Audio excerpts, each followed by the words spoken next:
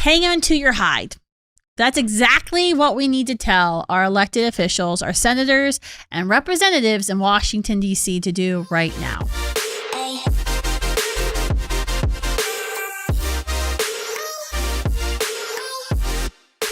In case you haven't been paying attention, there's been a little bit of discussion about passing bills that cost a lot of money, like trillions of dollars that we don't have in Washington, D.C., or I guess the lack of passage of these bills.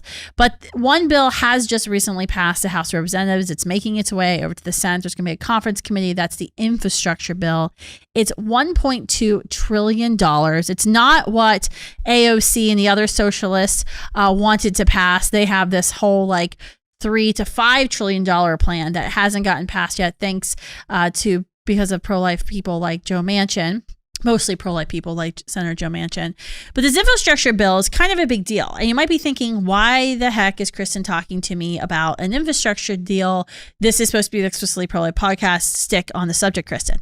It is actually on the subject because the thing you haven't heard about, the thing you may not know about, is that this infrastructure bill was passed the House of Representatives with 13 Republicans, some pro-lifers, voting for the bill. But it doesn't include the Hyde Amendment in it. And we've talked a lot about the Hyde Amendment in Students for Life recently. We've done a lot of social media graphics. There's a lot of things clever, like things you can say, like how I started out this little podcast with that little quip about Hyde. But the summary of Hyde is that it's named after Congressman Henry Hyde. It was first handed down and passed in, I think, 1976. And it has, since that time, prohibited federal taxpayer dollars from funding abortions, except in cases of rape, incest, or to protect the life of a mother.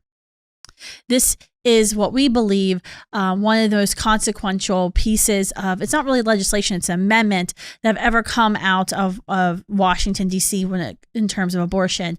Social scientists like Dr. Michael Newt, Charlotte Lozier, and others have estimated that this, by not allowing federal taxpayer funds to fund abortion, it's probably saved about 2 million lives. Now, this doesn't mean that you're not funding abortion because, if you live in California, Illinois, a radical abortion state, your state could be forcing you to fund abortions. And also, we all know we taxpayers fund Planned Parenthood to the tune of $600 million, and all money is fungible. So even though we may not be paying for the 15 minutes the abortionist is stopping the beating heart of a child, we're certainly paying rent and electricity for the building. So there are definitely ways we are involved and now morally culpable here, I would argue.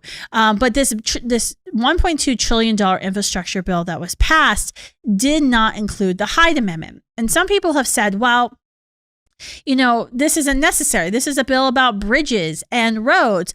We don't need to stop Planned Parenthood from getting funding because they're not going to get funding. This is, I think, poor foresight, because if you know anything about Planned Parenthood and the abortion industry, is that they will weasel their way into any piece of legislation, any bill that gets passed that hands out free cash.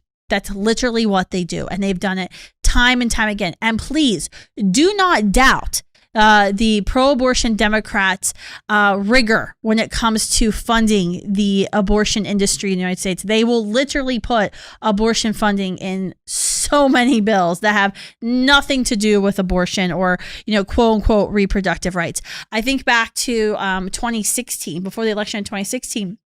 There was a big fight in Washington, D.C. to pass a bill for Zika, to prevent the transmission of Zika, to educate women and families about Zika, because it's very bad for a woman who's pregnant to have contract the Zika virus.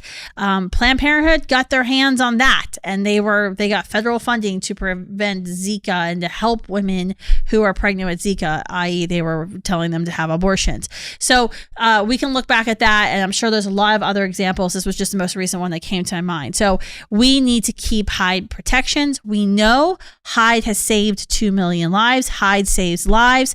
So how to win this week? Remind your legislators, your 2 U.S. senators, your House of Representatives member, that whenever they cast a vote about spending any of our taxpayer dollars, it better damn well include the Hyde Amendment, or they're going to be hearing from you.